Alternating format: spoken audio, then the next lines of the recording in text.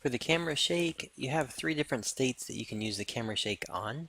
So you can do it when you initially shoot. You can say enable it every time you shoot so the camera shakes, and then have the setup for how you'd like it to be.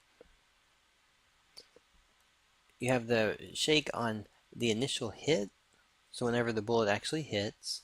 And then you have the shake on die, so that, now this is based not on the weapon, but if the bullet hits another object and the object's health turns to 0, then you can have a shake that occurs from it at that point as well. So this might be something that if you're fighting some bad guys and you want a really big camera shake to end when they wind up dying or disappearing, then you can enable it and do some larger shake distances and stuff with it. Alright, so there's going to be camera shakes.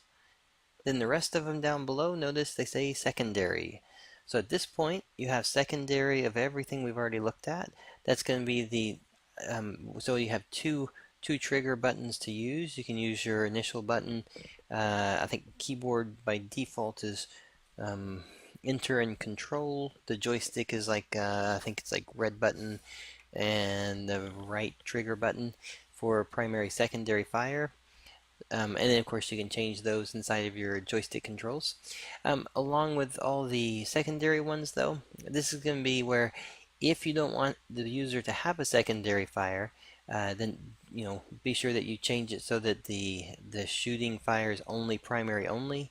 But at the same time, you may want to make sure you set these up so that in case the end user wants to, if they get a tile set and they want to actually enable it, that there is something that looks good for them to use at that stage.